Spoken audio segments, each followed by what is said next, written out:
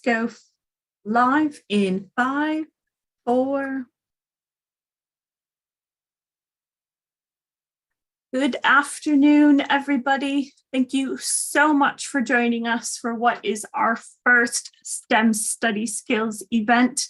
This is the first event that we're going to run based on skills-based topics.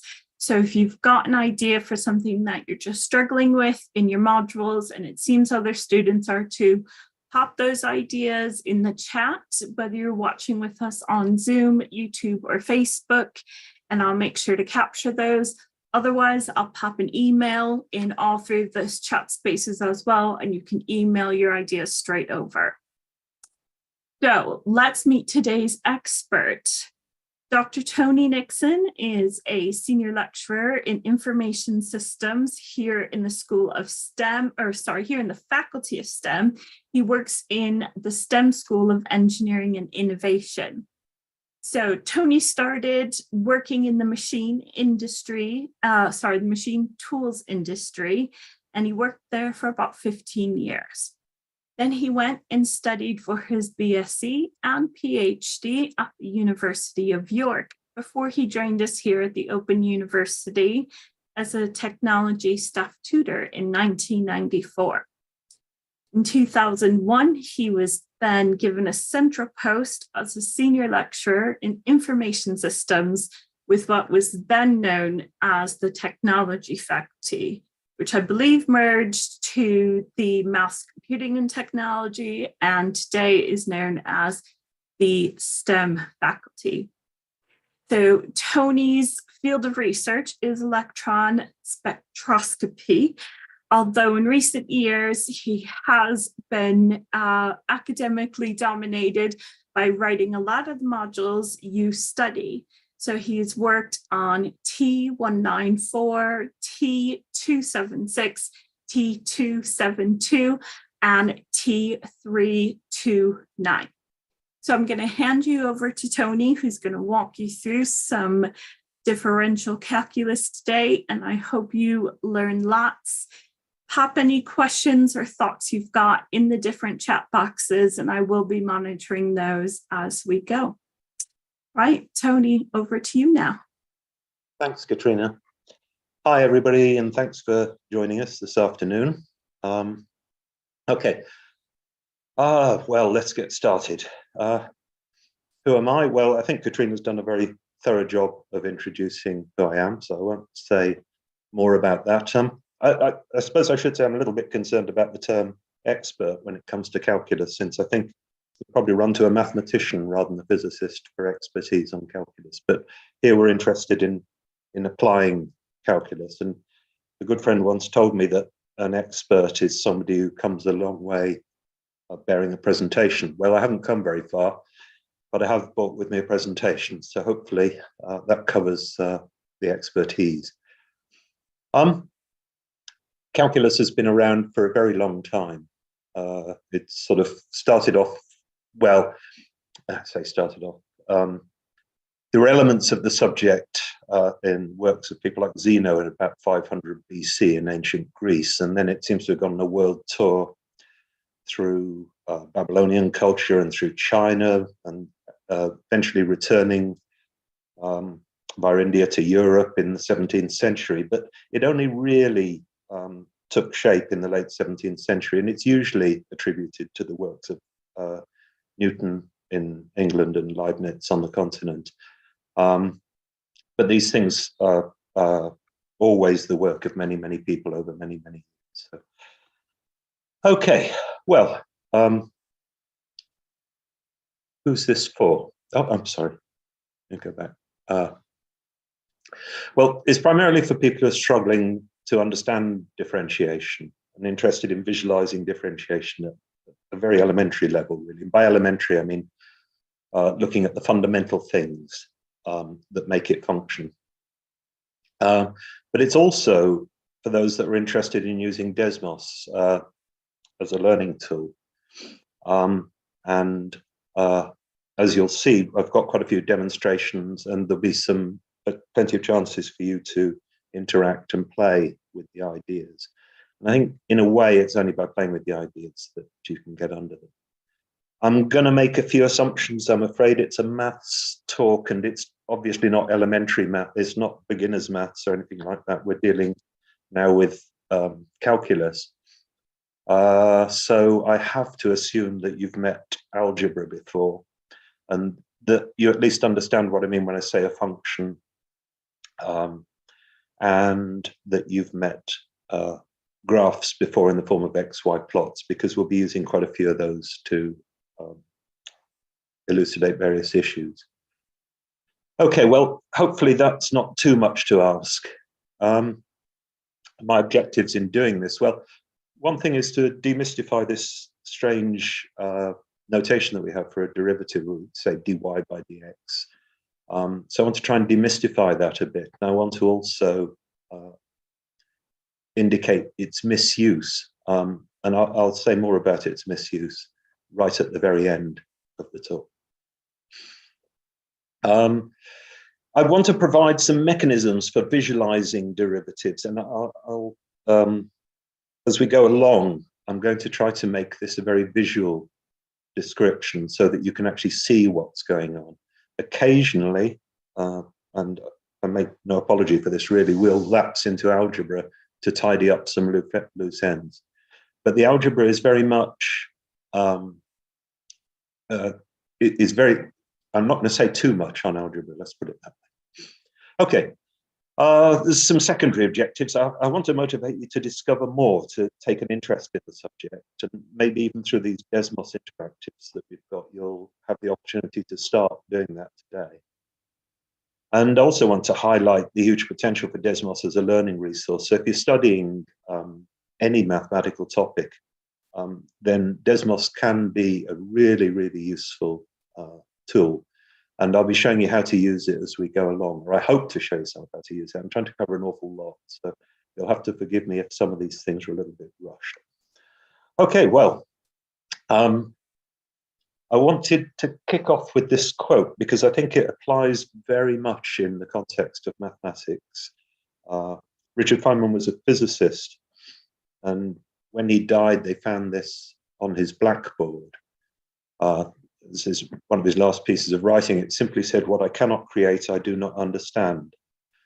And in a way, what he's saying, what I think, there's a lot to debate about what he's saying, but what I think he is saying is that you somehow have to internalize this stuff and be able to create it for yourself in order to understand it. So it's almost like you're describing it to yourself. And if you can do that, then you can move on.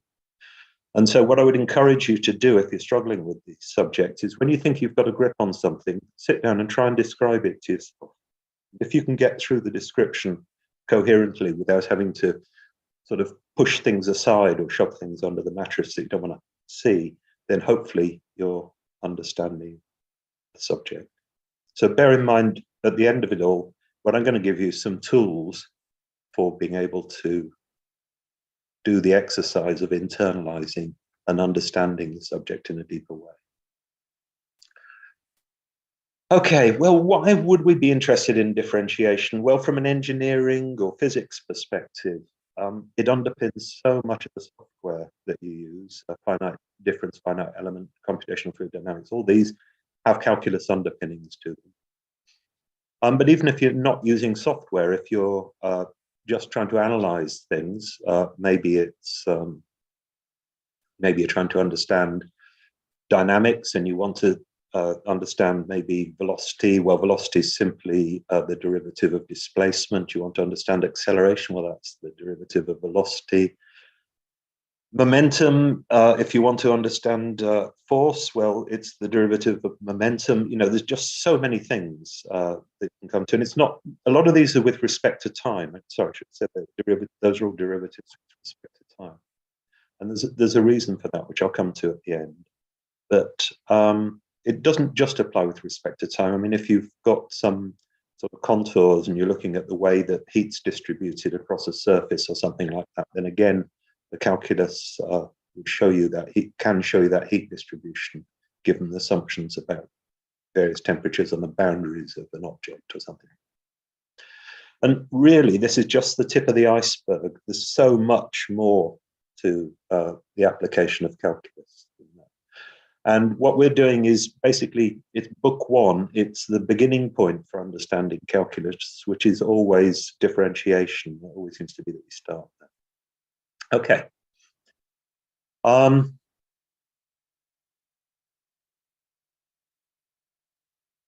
Well, let's start off with what is the derivative of a function, because that's what we're going to be focusing on today. And all we mean by the derivative, so far as we're concerned, it's just the gradient of a curve at a given point. So I've just indicated a point on a curve here, and what we would like to know is what the gradient of that point is, what the gradient at that point is of that curve. Okay. So we want to understand the gradient at a point. Well, if you think about it, oh, I'm sorry, we've got a slight digression to do. Before we do this, this is one of those bits of algebra that I said we'd lapse into. So apologies for the crudity of this, but I want to bring out a certain point, so it's necessary. So here's a little bit of algebra. We let A equal to B. If we multiply both sides of that by A, then we have A squared equals AB. Hopefully I'm not losing anyone at the moment. We subtract B squared from both sides, so we then get A squared minus B squared equals AB minus B squared. We can factorize the left-hand side. So, and this thing, A squared minus B squared equals A plus B, A minus B, is a really useful little equation. And it's one worth keeping in your head. If you can remember such things, it's worth hanging on to, because it crops up an awful lot. You can check it out later for yourself if you're uneasy about it. But what it tells us is that the left-hand side of that can be written as A plus B, A minus B. If you multiply that out, you'll find it comes to A squared minus B squared. And that's equal to AB minus B squared. And hopefully you're all still with me. What I want to do now is just extract the factor B from the right-hand side. So we take it out and we get that B times A minus B is the same as AB minus B squared. And then I'm just going to cancel the factor A minus B from either side.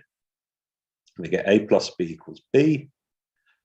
Now we come to the point. Why am I doing this? Well, I get 2A equals A, and oh no, 2 equals 1. Now, 2 doesn't equal 1. I don't know, there may be some abstract branch of mathematics where 2 does equal 1, but I certainly don't know of it. 2 does not equal 1, and so clearly something's gone wrong. Some of you may be able to spot what it is. I'm sorry, it'd be nice to have a class of people here and sort of debate this, but I can't do that. So I'm going to plow on and show you what's gone wrong. And it's here. This line says A plus B times A minus B equals B times A minus B, and that's fine. And then we cancel the A minus B from either side. And that we can't actually do that. And I ask you, what is the value of A minus B? And if you look at the top line, you'll see an important clue. Since A is equal to B, A minus B equals 0. So if I rewrite this, I should be very careful about this process of cancelling. What I actually do when I cancel something from both sides is I divide both sides by the same thing. So I'm dividing both sides by A minus B. And then what I'm doing is cancelling A minus B top and bottom on either side. Now I ask you again, what's the value of A minus B? And you tell me it's 0. So I'm dividing both sides by 0. And division by 0 is a definite no-no. And I just point out that the top line is also going to be 0 because A minus B is equal to 0 here, and it's equal to 0 here. And 0 times A plus B is 0, and B times 0 is 0. So in fact, we've got 0 divided by 0 in this equation. And that's why it's producing nonsense. Okay, so what's the point of this? How does it relate to calculus? Well, suppose we're interested in the velocity of an object. I've chosen a runner here. Choose a car, a plane, a ball, whatever you want. We measure the position of this object at some point x in space, x1. Let's say we're just dealing with one dimension in x1, and at a time t1. Then a bit later, we measure the position again at x2 in time t2. And then we do our velocity calculation. So we say, well, it's the distance moved divided by the change in time. So we say that's x2 minus x1 is the distance that the runner's gone, and t2 minus t1 is the time it's taken. And that value we get out of that is an average velocity. It's not the velocity at an instant, it's the velocity over some time interval, t2 minus t1. Okay, well, what we would like is the velocity. Let's suppose that what we'd like is the velocity at a particular place, at x1, let's say. Well, if we do that, then we'd say x1 minus x1 divided by t1 minus t1. Oh dear, we've got our zeros again. So we find that now we've hit this 0 divided by 0. And this is really the core of the issue. This is really the bit that we want to come to, is we're clearly getting nonsense out of something that should make perfect sense. And if we choose some finite interval on the top and some finite interval on the bottom, so if we choose some finite distance between x2 and x1, no matter how small it is, we'll get a good result. But as soon as we zero it, we get nonsense. We have to work around that. Okay. Notation. I need to say something about notation. Sorry, I've got something obscuring that. That's better. I need to say something about notation. I'm going to use this entity delta x, and you'll see this used universally in the subject.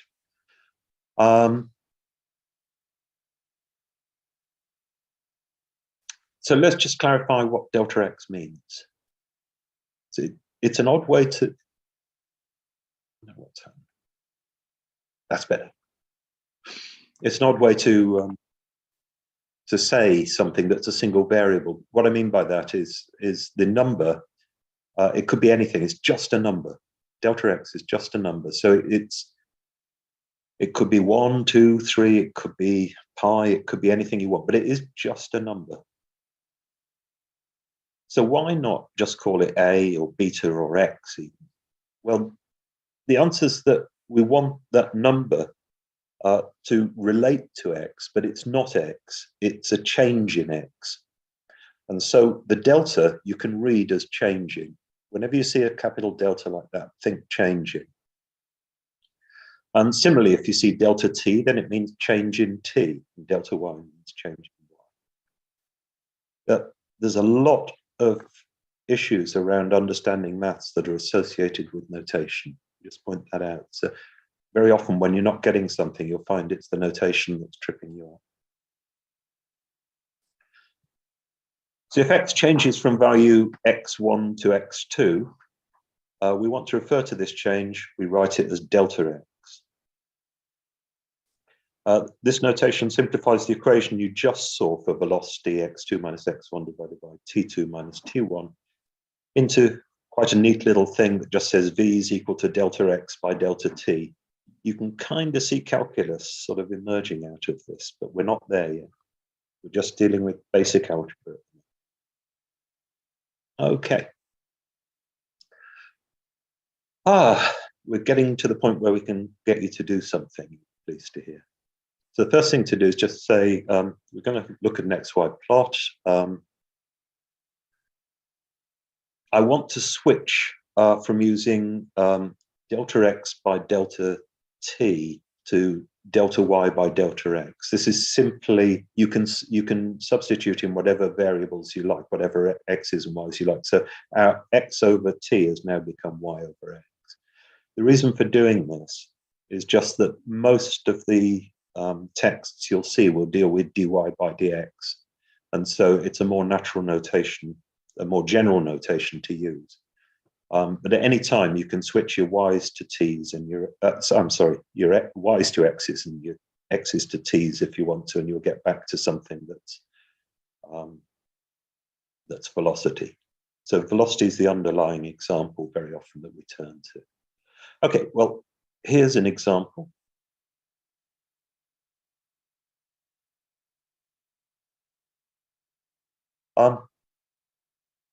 Here's a graph, and what we've got is, I just want to show you those intervals on the graph. And we're going to be coming back to this time and time again.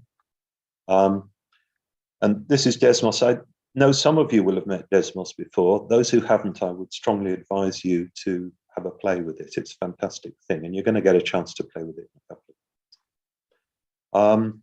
So all I want to point out at this point is the relationship between x2 and x1 with delta x, and y2 and y1 with delta y.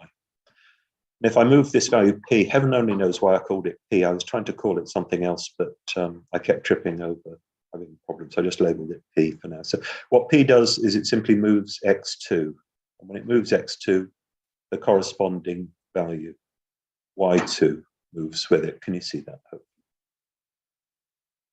Okay.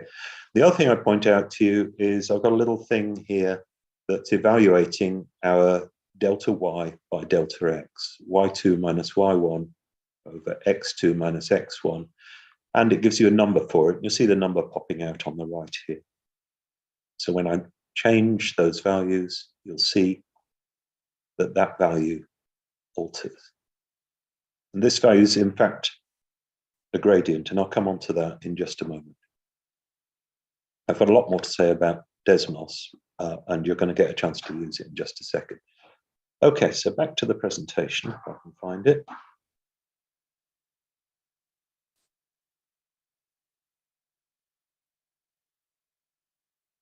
Just bear with me.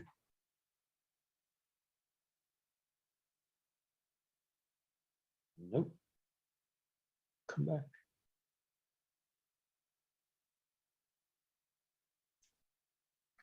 Right. Oh, I see. It's underneath that thing. Can I move that? Yes. I can move that. Where is it?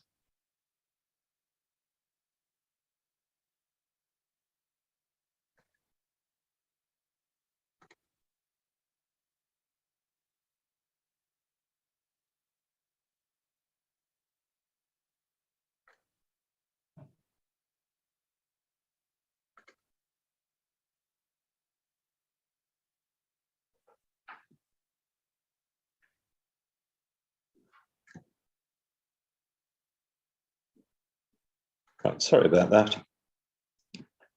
Okay, switch back to the presentation and all will be well.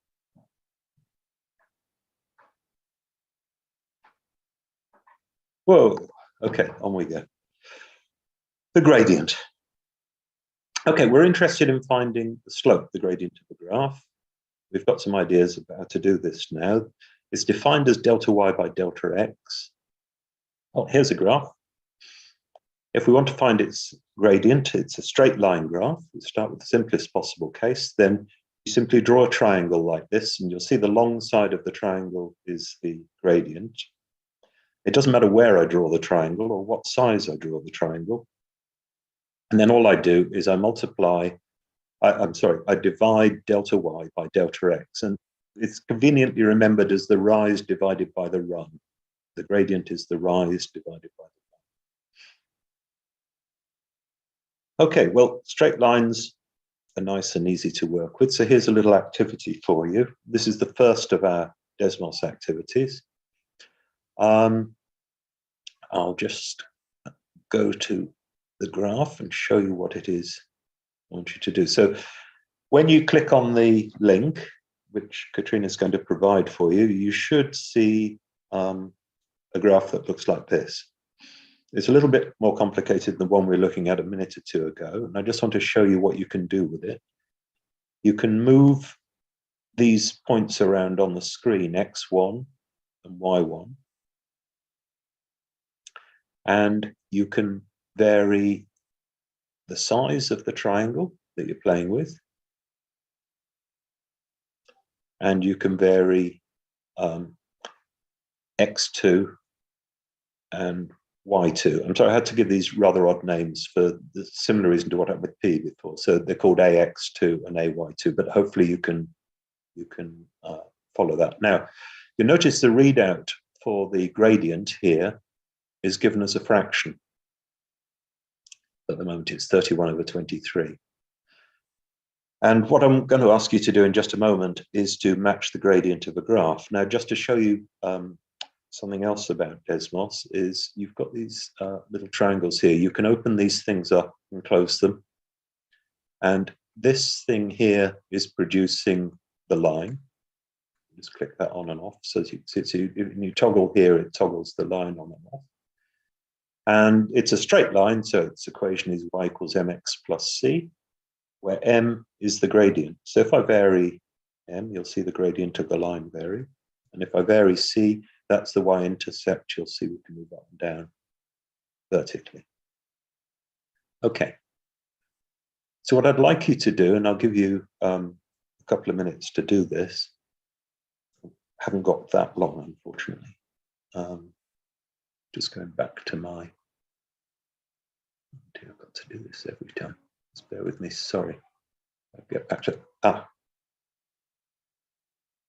What I'd like you to do is set the gradient m equal to 2 in the equation, and then match the edge of the triangle that you've got to the gradient by moving the sliders and the and amag and ax2 and ay2, and drag those and match the gradient. So you match the hypotenuse, the long side of the triangle, to the slope of the curve. And when you do that, what I want you to do is at the end, I'd just like you to vary the size of the triangle and see what happens to the magnification, to the gradient value on the left-hand side. And just check, see if you can get m to match delta y by delta x.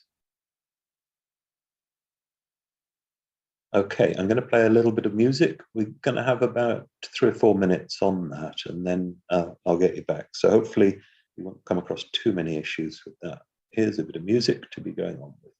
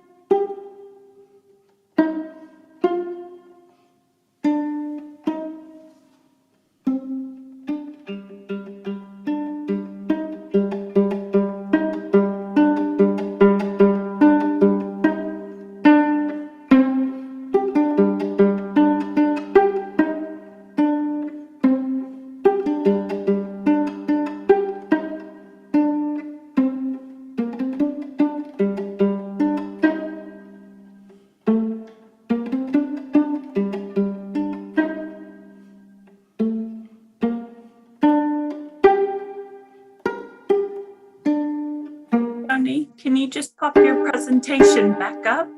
Yep. Just a couple of folks have asked to see the instructions again. Oh, I'm sorry. It should have been up there. I'm awfully sorry.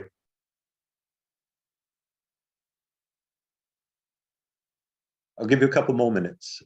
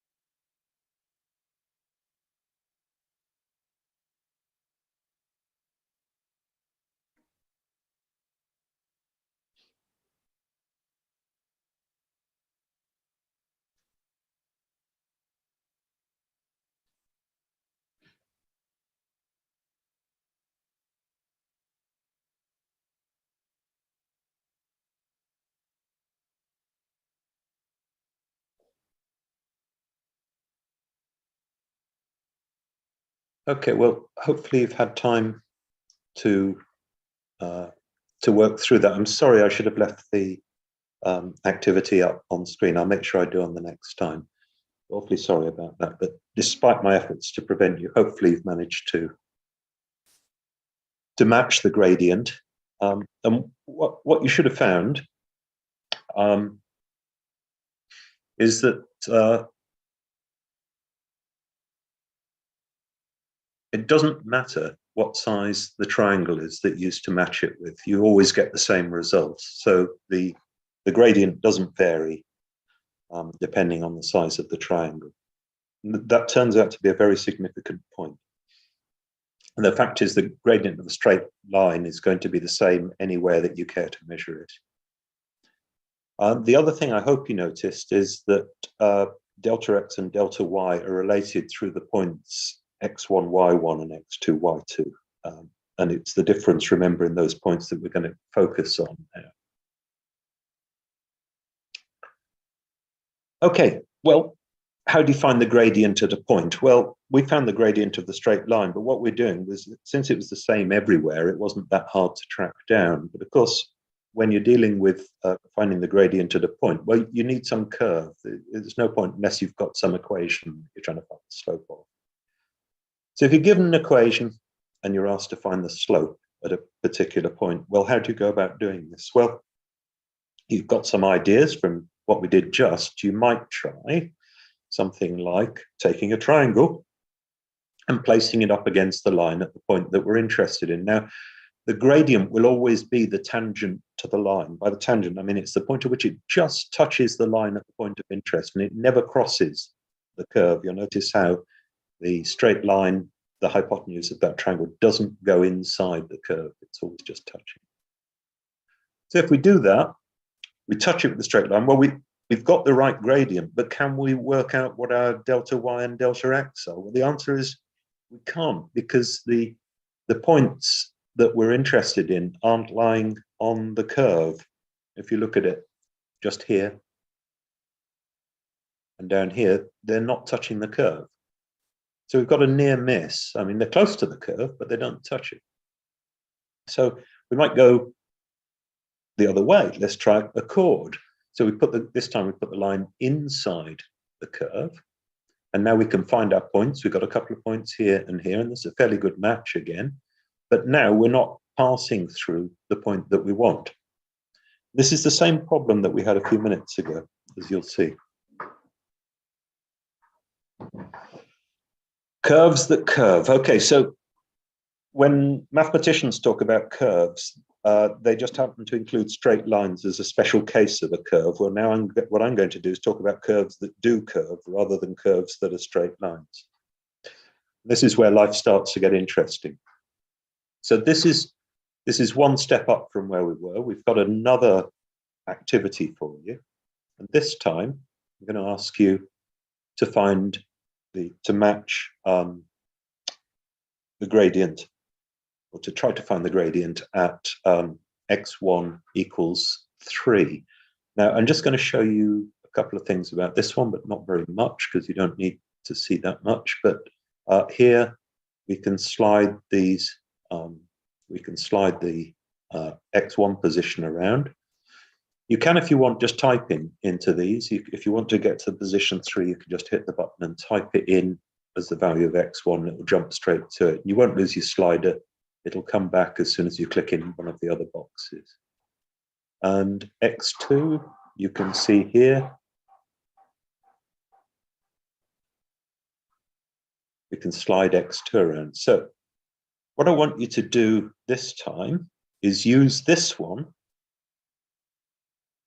to find me a series of delta y by delta x's, a series of gradients, and gradients read out here as usual.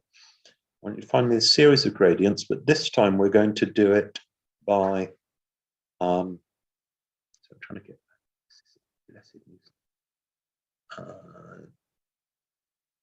we're going to do it for the following values. So leave it, put x1 at 3 and leave it there, and start with x2 equals 7. Note the value of delta y by delta x. Then do the same when x2 equals 6, and again note the value of delta y by delta x, and carry on down 5, 4, and 3. Then if you just follow through the last two parts of questions, I want to know what happened at x equals 3.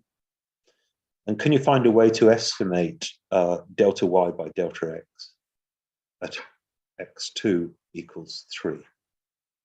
Okay, so now I'm going to play the music, but this time I'm going to come back and immediately put this back up on screen. It'll take about 5 minutes on this one.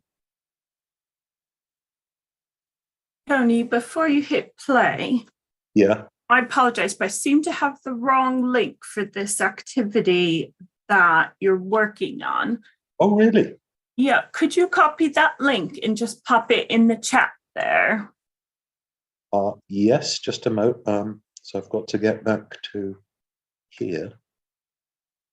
No, where's the chat? Where's the chat? Where's the chat? So you'll see the chat in the options along the top of the screen. Oh, got it. Yeah. You want the link in there? Yeah. Yep. Okay. Yep. Just So pop that in there. That'll work. Yeah, I've just got to grab the link for myself in order to be able to give it to you.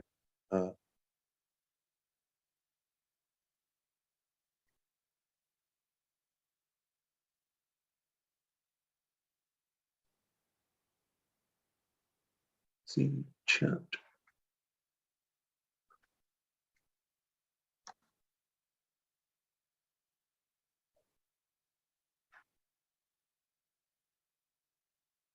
Is that okay? Yeah, I've got it now. Oh, great. I can put the activity back up on screen.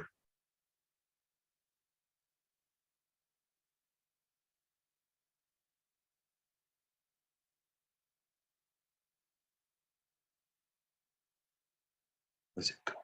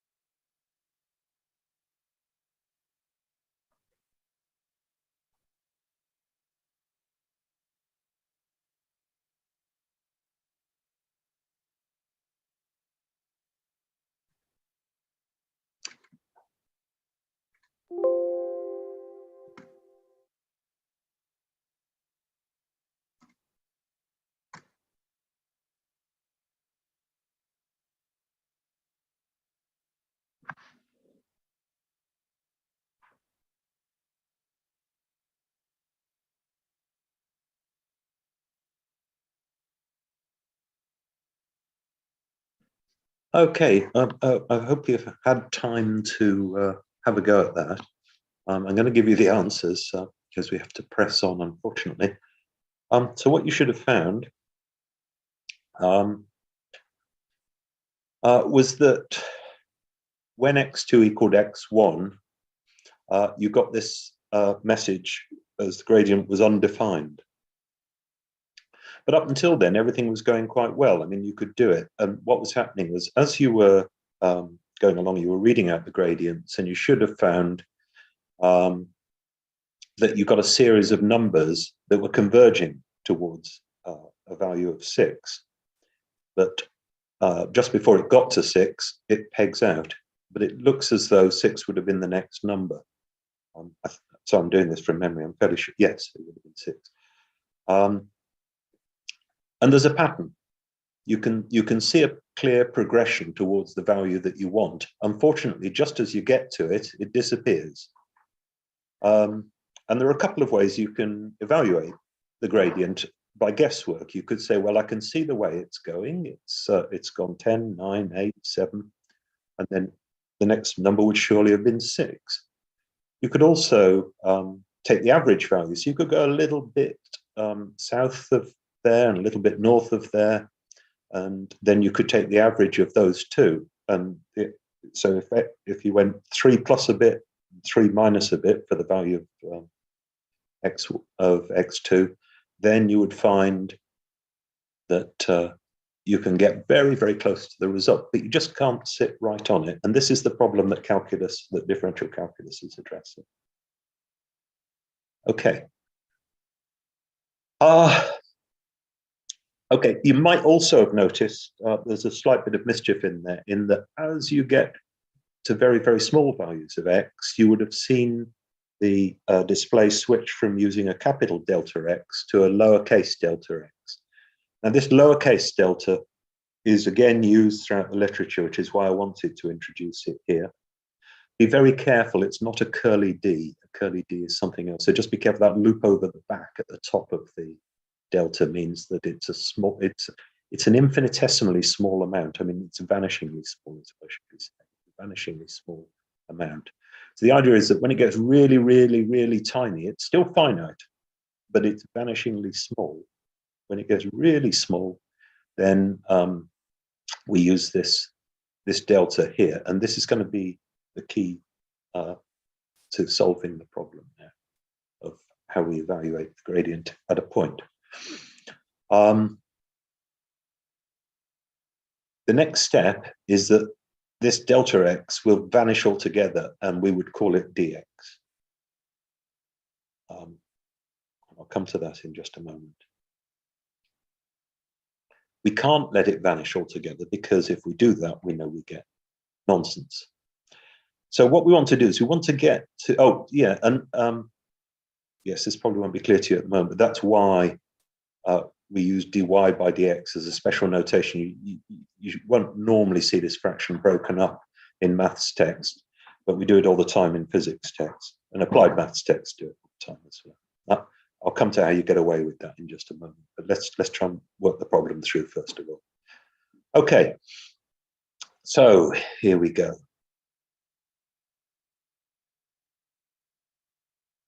dy by dx is the limit as delta x tends to 0 of delta y by delta x. And I use these lowercase things here now. So this means that we're dealing with very small triangles in what you've just been seeing. It's the smallest triangle you can get whilst still having the thing visible.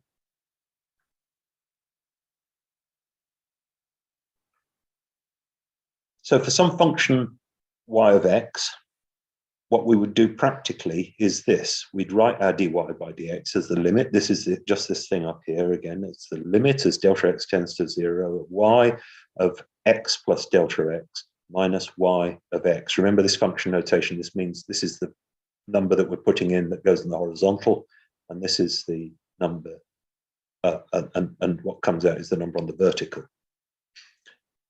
And the same, so y means on the vertical axis and x means on the horizontal axis, just as it always did. So this is x plus a little bit, and this is x. And we divide that by delta x. This is the definition of dy by dx. So let me just point out where this comes from. This thing here is nothing other than our y2 that we saw earlier. And this thing here is nothing other than y1.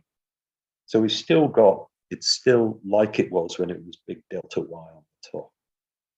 And the thing on the bottom, delta x, is just x2 minus x1. But now they're so close together, they're almost inseparable. Okay, now if I show you how this works in practice, you'll see how this strange thing on the left here, this limit as delta x tends to 0, plays out. And it goes like this. Let's take an example. I'll just put the equation at the top there. This is the thing that we're going to try to evaluate. Here's a particular example. So in this case, y is equal to x squared. Okay. If y is equal to x squared, then if we have y at x plus delta x will be equal to x plus delta x squared. So this is just simply shoving the value into the function. So we substitute x with x plus delta x. That's this thing here. And y of x is this thing here. Now watch what happens. This is just algebra at the moment, and I'm using function notation around this function notations. These brackets, this bracket, this side doesn't mean multiplied by, it means y as a function of, or y evaluated at that point. Whereas this thing here is actually operating as a bracket. Some people get very confused with this function notation. And as I say, I haven't got time to unpack that properly for you. Okay. Well, this thing expands to give x squared plus 2x delta x plus delta x squared. Remember, delta x is a single entity. Don't start separating deltas and x's. That's a single number that's there. So you just treat it like an A or a Z or whatever, just like a single letter, but it's written as delta x. Okay, well, if I shove these two into the equation now, so here we go, insert these into the equation. So here's the equation at the top. Forget this limit as delta x tends to 0 for now. We're not dealing with that bit of it yet. We're just dealing with this bit. So if I write that as y of x plus delta x minus y of x divided by delta x, so that's equal to x squared plus 2x, etc., minus x squared. Well, I can get rid of these x squareds. They'll go. So I'm now left with 2x delta x plus delta x squared. Well, in that case, I can cancel the delta x's top and bottom on here. So there's a delta x there that goes, and there's a delta x squared there. So one of those will go as well. So I'm then left with y of x plus delta x minus y of x over delta x is equal to 2x plus delta x. But we take the limit now as delta x tends to 0. This is this bit. We're now going to apply this bit to this, except we've now got some real values for this. It's 2x plus delta x. But if I take the limit of 2x plus delta x as delta x tends to 0, I just simply get 2x. The delta x disappears. You notice this is a piece of magic. This really is just a wonderful piece of magic. The delta x, because I've done the manipulation, I've been able to get rid of the delta x. Now, the first thing to say is this lengthy process is one you almost never have to carry out. Thank heavens for that, because in this case, it's relatively simple.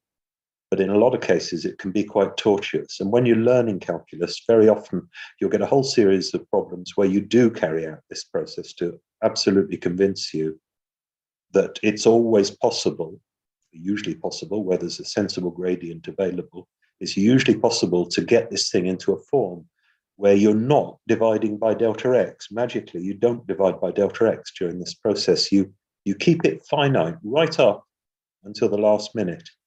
And then once you've got it in this form, you can take the limit as it tends to 0. If we'd taken the limit before delta, if we'd taken the limit before as delta x tends to 0, if we made delta x 0 here, we'd have had our usual problem.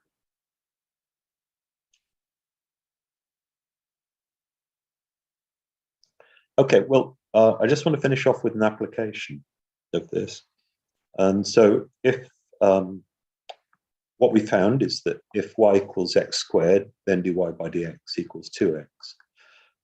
As an exercise for you after the session, you might like to try doing this whole thing with, instead of having y of x equals x squared, try y of x equals ax squared, where a is just a constant. If you do that, you'll find the a just rides right through the whole process and pops out at the bottom, and you'll get the answer 2ax instead of ax. So here's an example of how it's applied. The equation for the displacement of an object falling under gravity. Well, this can be written as s equals a half gt squared. You might recognize this, those of you who've studied mechanics, as just a special case of s equals ut plus a half at squared. So all we're looking at is displacement under gravity. Well, gravity is constant, providing you stay close to the Earth. It's around 10 meters a second. Oh, I'm sorry, it should be per second squared. That's the error. That should be a -2 there. That's a velocity otherwise. Sorry about that. Okay, well, given that velocity is the rate of change of displacement with respect to time, in other words, that v is equal to ds by dt, can we find an equation for the object's velocity? Well, the answer is that we can, because we've just done that in the previous example. If I make the substitution, the following substitutions into what we just did, y equals, I switch y to being s, x to being t, and a to being a half g, constant in front of it, then this thing here would look just like y equals x squared, ax squared, where a is a half g. So if you just do the substitutions, what you get out immediately is that ds by dt is equal to gt. And that's true, the velocity is equal to g times the amount of time the object falls for. Right. As I said, you don't have to do all this from first principles. I want to show you, here's a Wikipedia page, but you can, there are so many examples of this out on the web. Powers and polynomials, here we are. This is the rule that we use if we want to get x squared. If I want to differentiate x squared, it simply says, well, the rule is subtract 1 from the bit up here and stick it down here. Well, n was equal to 2 in x squared. So I subtract 1 from it. I'll get x to the power 1. Well, it's just x. And I bring the 2 down beside it, and I'll get n, which is 2. So I get the 2x. So all we did was deduce that rule, but from first principles when we did it in the demonstration a few seconds ago, the algebra that we went through a few seconds ago. And there are loads and loads of these things. Now, I want to just have a couple of minutes showing you just how easy this is in Desmos. And I'm going to do this on a first principle. So, this, I've got to send a copy of this to, just post that. Katrina, I've just sent you a link to this site because I realized I tagged this one on the end and didn't give it to you. That's all right, I got it. Great. Okay, we're nearly there. Okay, so this is a, come back. Oh, dear, oh dear. Wasteless speed.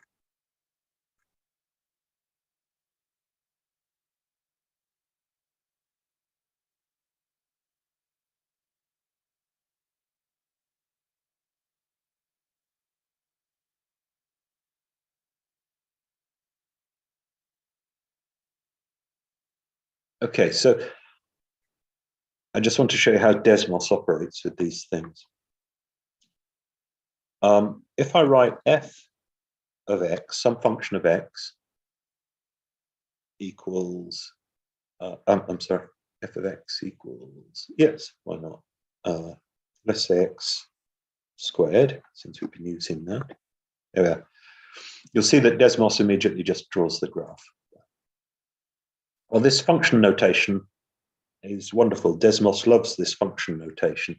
So if I now, instead of, I could write df by dx. Okay. If I'd made that y equals x squared, it would have done. Let me do it this way. You can use an alternative notation, which is f prime. So you write f apostrophe, and Desmos will know that what you're after is the derivative of the function. So it immediately coughs it out.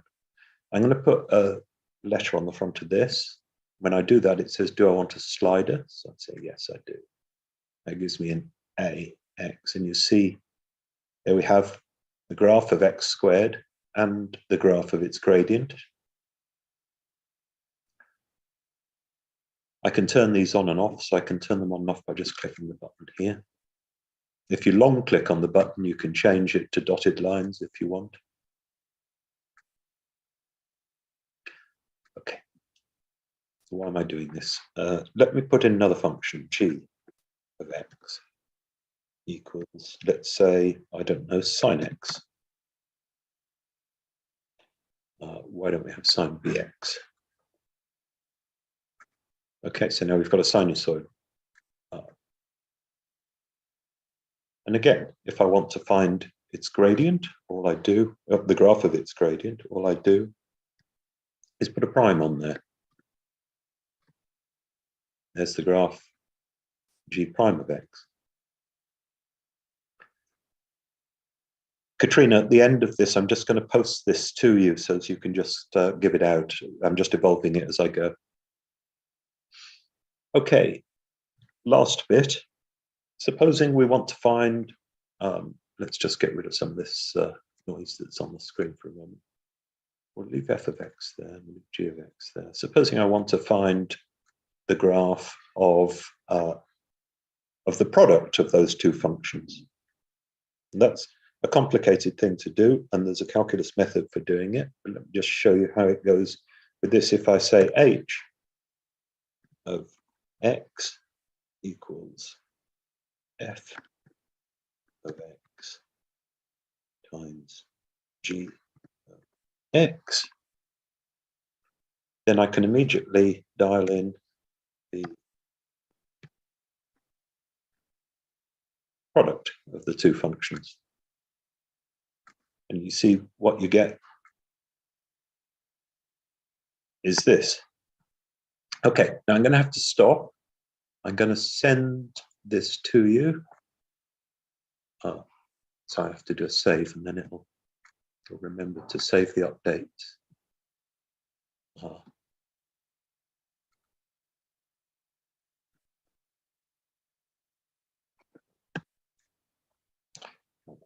Save.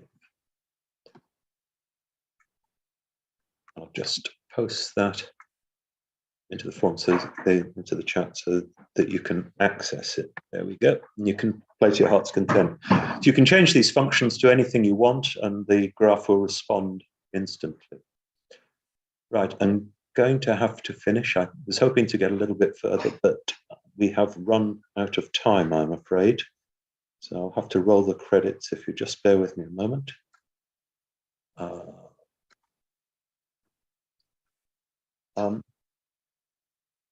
The one thing I would say to you in closing is that engineers frequently replace delta x, or even it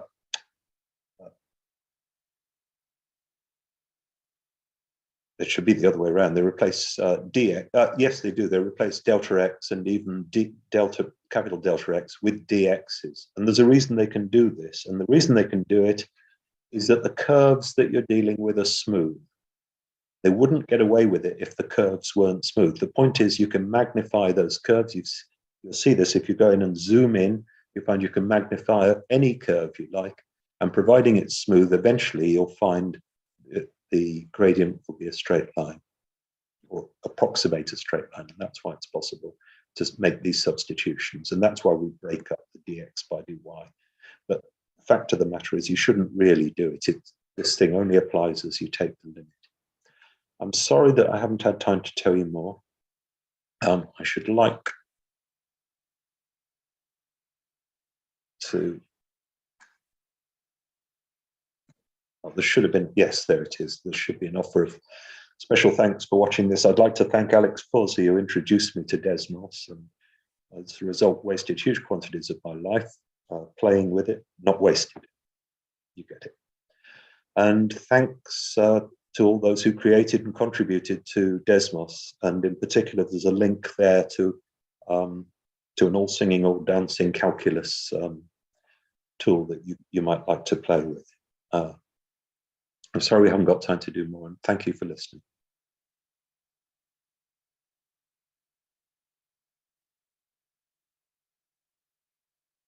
Well, thank you, Tony. I thought you might like to know, we've literally had students from all over the world tuning in. Yeah, Majorca, Italy, all across the UK.